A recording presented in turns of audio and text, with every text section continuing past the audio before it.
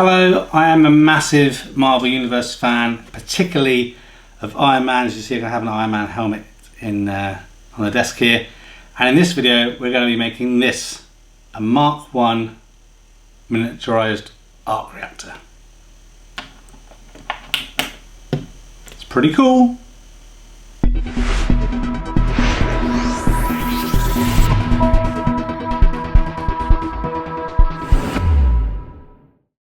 Okay, so this is it. It's a Mark 1 Arc Reactor from the Iron Man movies. For me, Iron Man is my favourite Marvel character. As you can see, I have a whole section up here dedicated to Iron Man.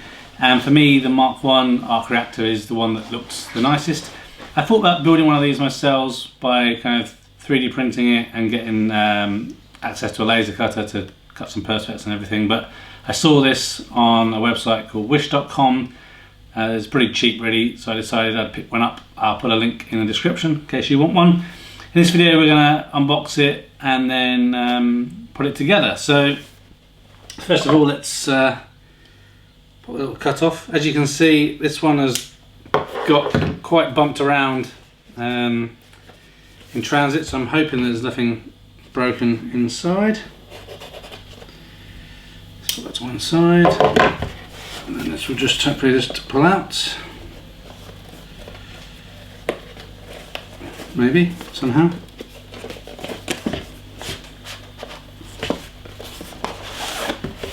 Put that to one side. Okay, so yeah, this box has seen better days, but we will open it from this end.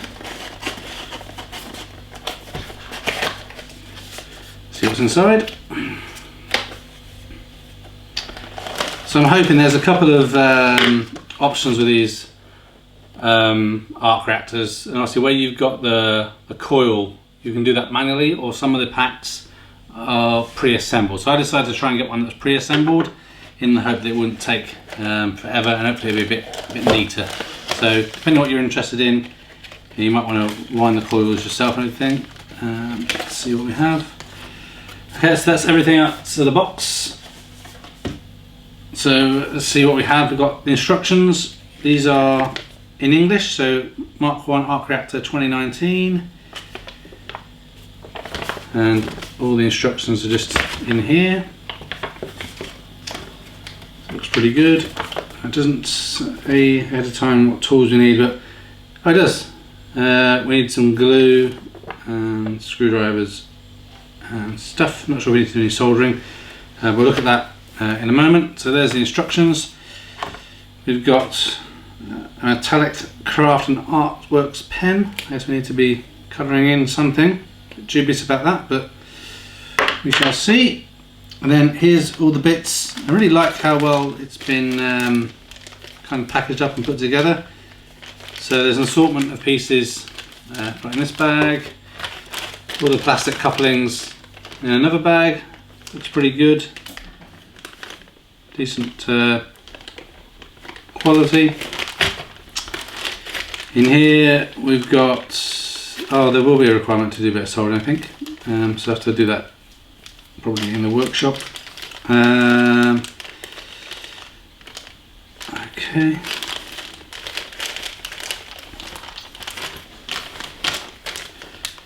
Power cable, so this is going to be powered by 5-volt USB.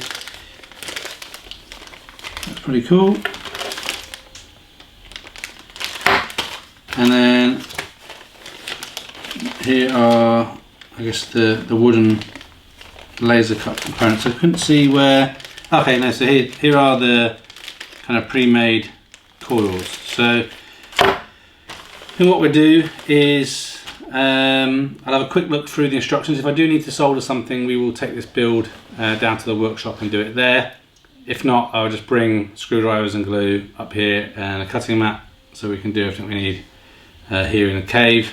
And I think we will try and do, I do an over above, a headshot based GoPro for the build, so hopefully so you guys can see better what's going on. We'll see how that works out. So let's get the tools together and let's make an arc reactor.